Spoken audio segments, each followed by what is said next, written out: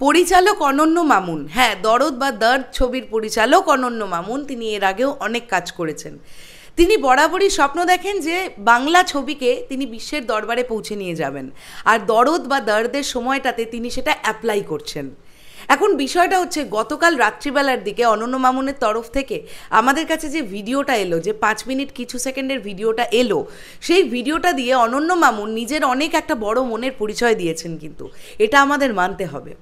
দেখো, এটা তোমরা দিনের শেষে গিয়ে নিশ্চয়ই মানবে সাকিবিয়ানরা, যে এই যে বুর্জ খলিফার আইডিয়াটা, এই আইডিয়াটা কার, এটা চিন্তা ভাবনাটা করতে পেরেছেন কে, এত বড় মাত্রায় এত বড় পরিসরে ভাবতে পেরেছেন কে।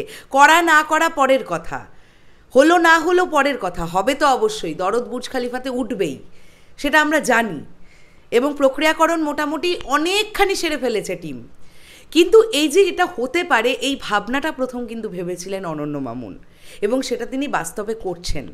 আমরা দেখতে পেলাম বা আমরা জানতে পারছি যে 28শে মার্চ উপলক্ষে, অর্থাৎ সাকিব ভাইয়ার জন্মদিন উপলক্ষে, রাজকুমারের 30 সেকেন্ডের একটি টিজারও দেখানো হতে পারে বুর্জ খলিফায়, যদিও সেটা এখন প্রক্রিয়াকরণের মধ্যে আছে। আরশাদ আদনান ভাইয়া জানিয়েছে আগামী 1-2 দিনের মধ্যে তিনি শিওর হবেন যে কনফার্মেশন এলো কি এলো না। যদি এসেও যায়, সেক্ষেত্রেও অনন্য মামুন বলছেন যে এটা তো ওনার কাছে অনেক আনন্দের একটা বিষয়, যে উনি আজকে বলেছিলেন, সবার কাছে ব্যাপারটা খুলে দিয়েছিলেন, মানে পাবলিকলি, যে আমি বুর্জ খলিফায় দরদের প্রোমো দেখাবো, এইটা উনি বলেছিলেন। তাই তো বাকিদের মাথায় এসছে বিষয়টা।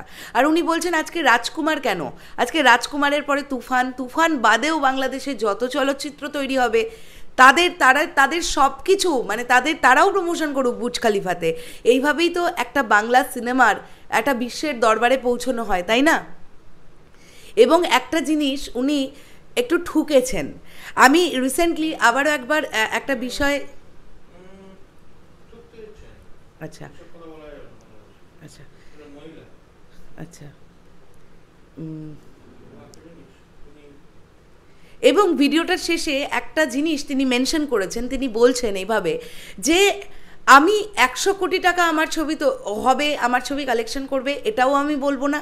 এই ছবিটা না ওয়ার্ক করলে আমি সিনেমা বানানো ছেড়ে দেবো, এটাও আমি বলবো না। তিনি বলছেন আমি অনন্য মামুন, আমি সিনেমা বানাতে এসেছি, আমার যতদিন নিঃশ্বাস থাকবে আমি সিনেমা বানিয়ে যাব। এই কথাটাও কিন্তু আমার বেশ ভালো লেগেছে, বেশ ভালো লেগেছে। একটা সিনেমা কীরকম ওয়ার্ক করবে না করবে সেটা কমপ্লিটলি দর্শকের ওপর নির্ভর করে, সেটা কোনোদিনও কোনো প্রযোজক বা পরিচালকের ওপর নির্ভর করে না। পরিচালকরা তাদের 100% দিয়ে বানানোর চেষ্টা করেন, তারপরে আসলে জিনিসটা কেমন হলো, সিনেমাটা কেমন হলো, সেটা তাদের দর্শকের কেমন লাগবে, সেটাই হচ্ছে আসল কথা। কেননা সিনেমার ভগবান কিন্তু দর্শক, এটা আমরা জানি, এটা আমরা সদা সর্বদা বলে আসছি।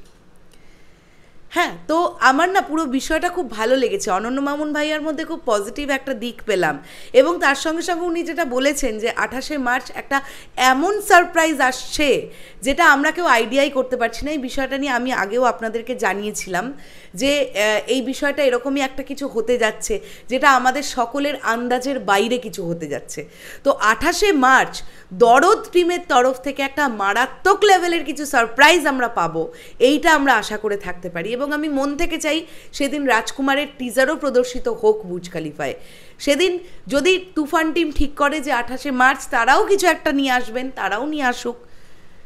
আলটিমেটলি সকলে টার্গেট করছেন সাকিব ভাইয়ার জন্মদিনের দিনটাকে। এটা একটা যেমন পজিটিভ দিক, তেমন আবার এটা একটা নেগেটিভ দিকও আছে অবশ্যই, যে একই দিনে এতগুলো পোস্ট যদি হয় সেগুলো রিচটা না ডাইভার্টেড হয়ে যায়, এটাও ঠিক। তো দেখা যাক, যারা করছেন পুরো বিষয়টা তারা অবশ্যই চিন্তাভাবনা করেই করবেন।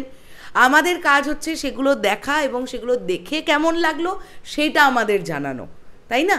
তো দেখা যাক কি হয়। আমার বেশ ভালো লাগলো অনন্য মামুন ভাইয়ার গতকাল রাতের ভিডিওটা, তাই এটা নিয়েই কথা বলতে এলাম।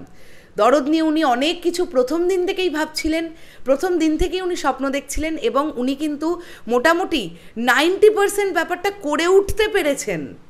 এখনও অনগোয়িং মানে প্রসেসিংয়ের মধ্যে এখনও বোধহয় আছে পুরো বিষয়টা। এবং রিলিজ ডেট নিয়ে উনি যেটা বললেন যে রিলিজ ডেট ডিক্লেয়ার করার পরেই কিন্তু এই ছবির প্রোমো, গান, টিজার, ট্রেলার ইত্যাদি সব আনবেন উনি। কেন আনবেন সেটাও উনি পরিষ্কারভাবে বলে দিয়েছেন, রিলিজ ডেট ঘোষণার আগে আনলে কি হবে আর পরে আনলে কি হবে। শেষ করলাম ভিডিওটা। তোমাদের কি বক্তব্য পুরো বিষয়টাকে নিয়ে অবশ্যই কমেন্ট করে জানিও।